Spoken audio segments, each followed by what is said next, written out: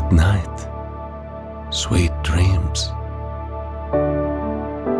That's what my dad would say to me. But sometimes I had trouble falling asleep. Then he would tell me stories about his travels. I want this tradition to live on. So now, let me share my stories with you.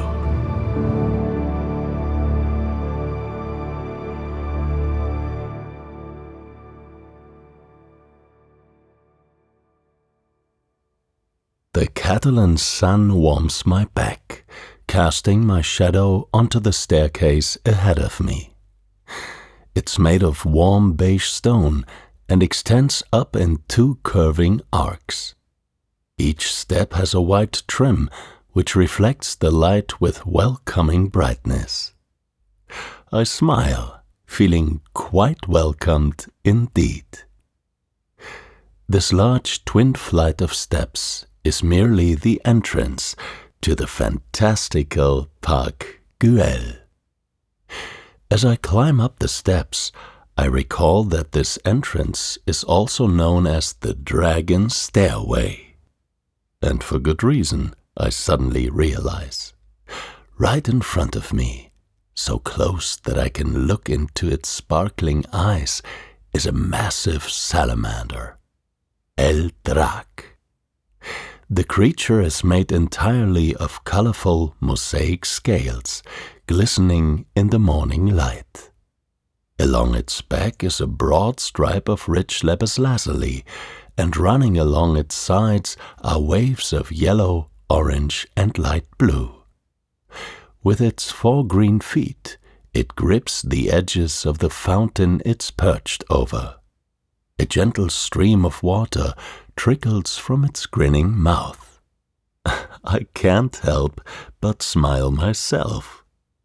I circle around the stone creature to examine it from every angle. It has a mischievous look in its eye, seemingly watching me in return. I get the impression that it could spring to life at any moment, and that it only stays motionless because of how much it's enjoying its sunbathing. This famous dragon serves as the park's gatekeeper, a mystical guard whose gaze everyone must pass through to enter into the gardens beyond. I trace over the salamander's sides with my fingers. The tiles are smooth and cool to the touch. It's a wonderful contrast to the heat around me. Although the day is still young, the sun is already demonstrating that it's a force to be reckoned with. I feel justified in my decision to have packed 2 bottles of water today. I gaze into the dragon's eyes and take a deep breath. A medley of floral scents and suntan lotion comes to me, along with a certain undertone that I can only categorize as Mediterranean, as expected of Barcelona. With a smile, I say goodbye to El Drac. I give it a little tap on one of its toes and continue up the rest of the stairs by myself. I've barely reached the top of the staircase when an enormous arrangement of columns rises in front of me, signaling my arrival in the hyperstyle room. Almost in a daze, I wander in, mesmerized by the towering pillars. Around me, shoes click across the smooth marble floor. Slanted beams of sunlight fall into the hall, and I take a moment to appreciate that I arrived right at this time of the day. The columns cast overlapping shadows that get deeper and deeper the further I weave my way through them. I think I must be close to the middle of the structure when I pause. Here, light and shadow exist in equal amounts. It's almost disorienting, as if the space around me is both light and dark at the same time. For a moment, it's hard to tell where exactly I am in this space between the shadows. In my mind's eye, I visualize the shadowed lines of the columns rotating across the ground like in a time-lapse. I realize that I can hear footsteps above me, echoing together with the sounds of the hall. Looking up, I see countless small domes connecting the columns. They are all decorated with lively mosaic suns. Then I remember that while I was climbing the stairs, I saw people standing on the top of this building, so there must be a way onto the roof. I make up my mind to go find it later. For now, I manage to detach myself from the hypnotizing atmosphere of the hyperstyle room and move along to the open gardens of Parc Güell. To think that this all was just the entrance. It makes me wonder what the rest of the park will be like. Leaving the domes and columns behind is like stepping through a portal into another world. As I walk down the winding path through lush vegetation, I notice strange buildings scattered about in the gardens.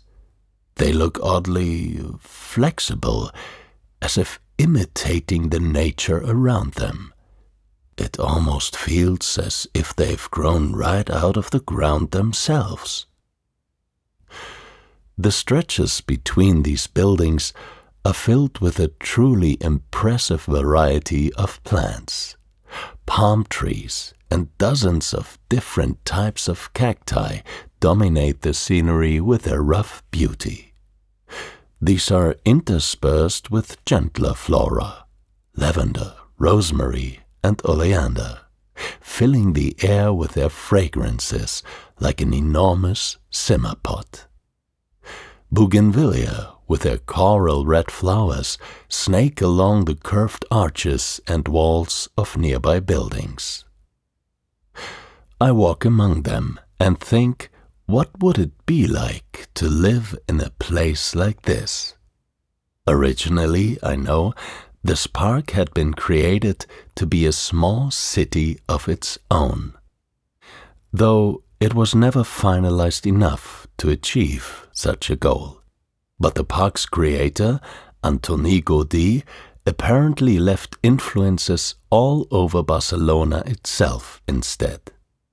Knowing this, I find myself excited to see the rest of the city. After an indeterminate amount of time, spent wandering whichever way my legs take me, I arrive in the middle of the Plaza de la Naturaleza, a large open space simply packed with people. If I had to guess, I would say this plaza was designed for socializing. Groups of grown-ups are scattered around the area, chatting in all sorts of languages. Two young children almost knock me over as they run past, shouting and laughing merrily. To my left, the plaza ends in a high wall of brown bricks, beyond which I can see towering palm trees. Even the tops of the walls are full of people, mostly teenagers, brave enough to sit a full 2 meters off the ground. And, I suppose, agile enough to climb up there in the first place. To my right, a low wall loops around the rest of the plaza. It flows like water, rising and falling in irregular waves.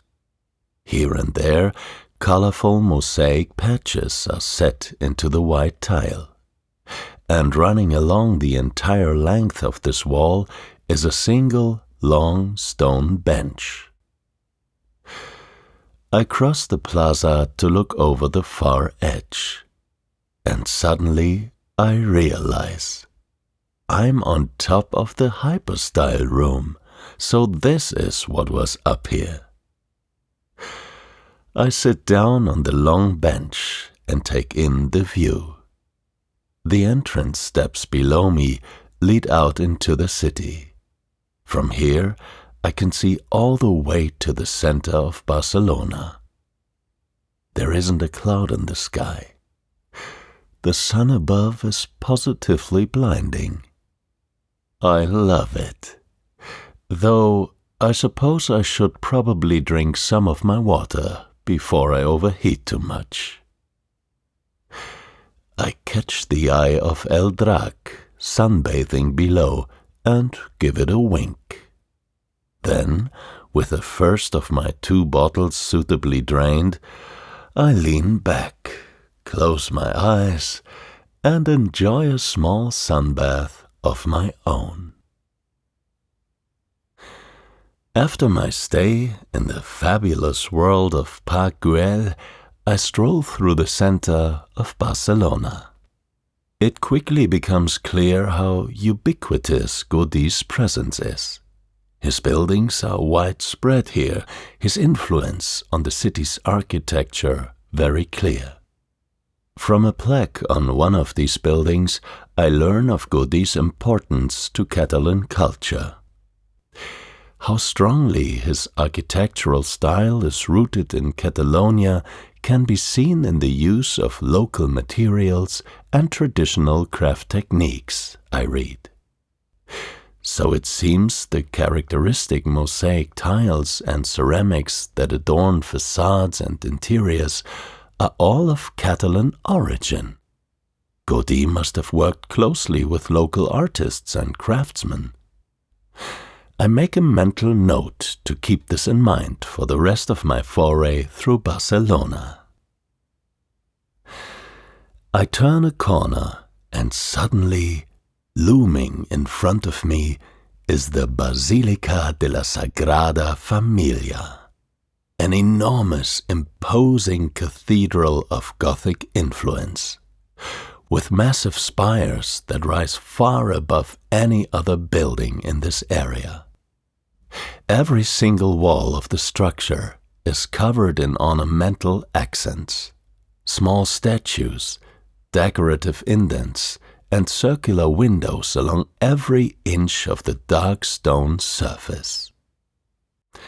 In amusing contrast to the cathedral's intricate walls, I see bright orange construction cranes all around. They even stand inside the building, popping out of the unfinished spires like flowers. I've heard that they're as much a part of the Sagrada Familia as the walls themselves, since it's been under construction for over 140 years. There's even a saying in Catalonia that goes, that will never be finished, just like the Sagrada Familia. I stand in front of the doorway to this famous cathedral and take in the entire building as a single work of art. The towers and walls, the frescoes and windows, and even the cranes. I wonder how Gaudí himself would have found this mixture of old and new, of nature and technology.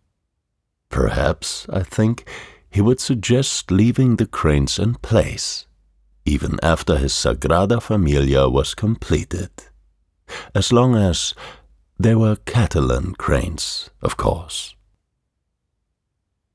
I feel a little nudge on my shoulder that jolts me out of my thoughts. A fellow tourist murmurs an apology while he hurries past me, disappearing back into the crowds of the big city.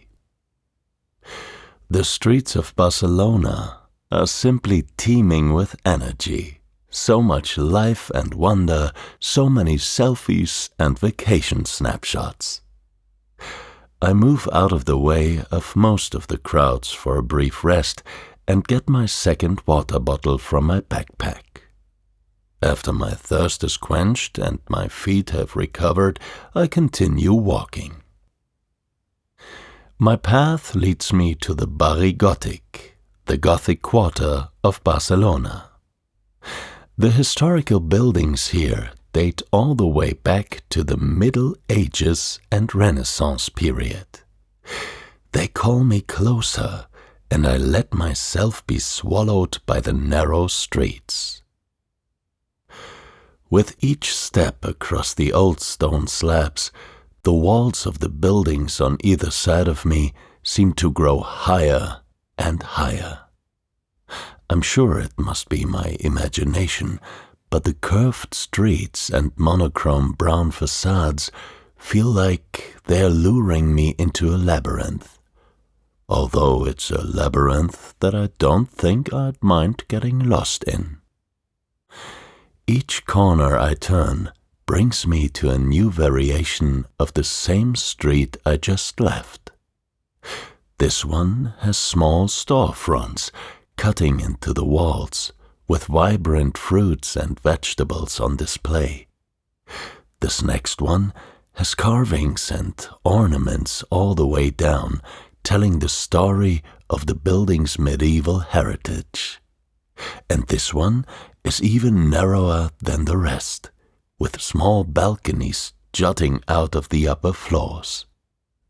When I look up, I can see thick patches of ivy growing from one balcony to the next and creating a verdant ceiling over my head. My leather sandals clap along, marking the rhythm of my steps on the old streets of this neighborhood. They create a song, joined by the bright, melodic ringing of bells from the many churches in the area. I can even hear the sound of an acoustic guitar joining me, a street musician performing their art somewhere else in this labyrinth.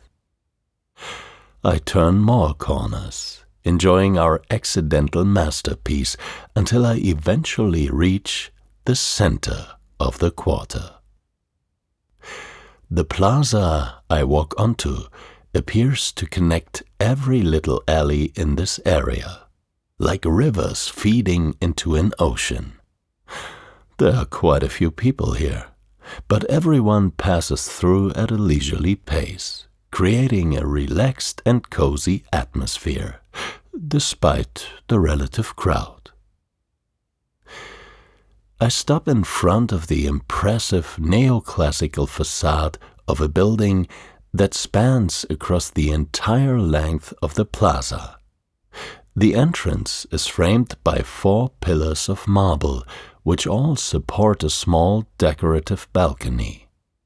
Even the front door itself is a work of art, with rich, dark wood and ornate metal accents. Curved letters stamped into the stone above the door inform me that this is the seat of the Catalan government, the Palau de la Generalitat. But the true work of art I see as I let my gaze drift further up. On that small balcony, nestled in an alcove within the walls, is a beautiful statue.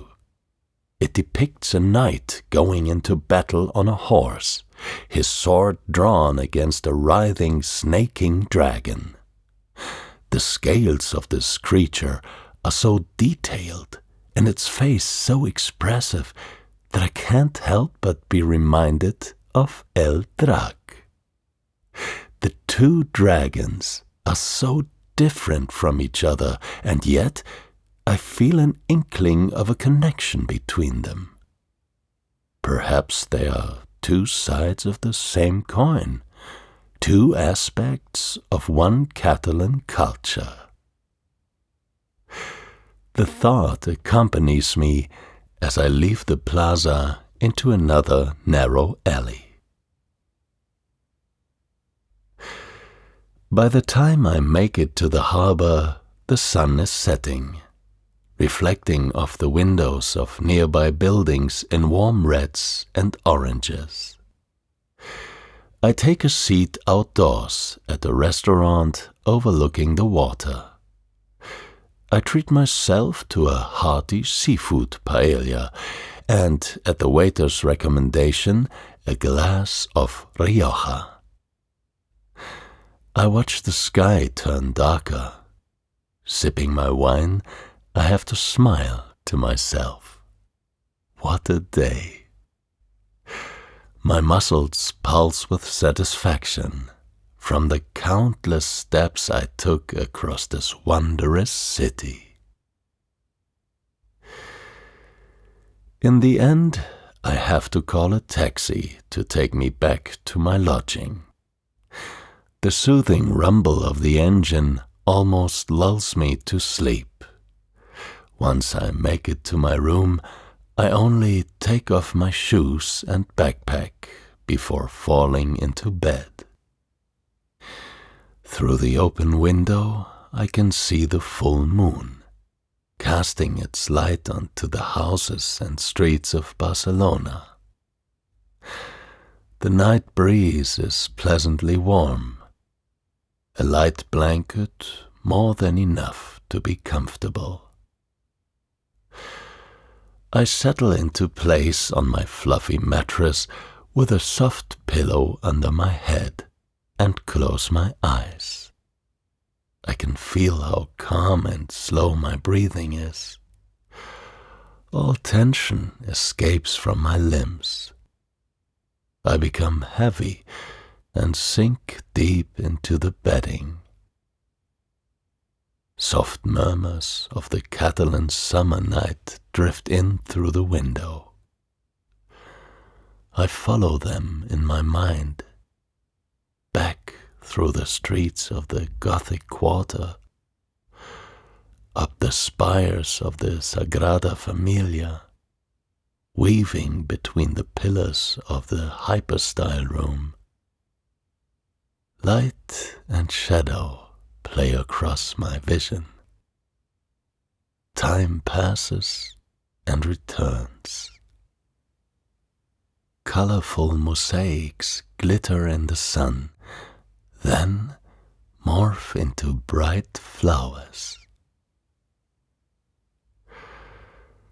The colors blur and rearrange themselves in the shape of El Drac.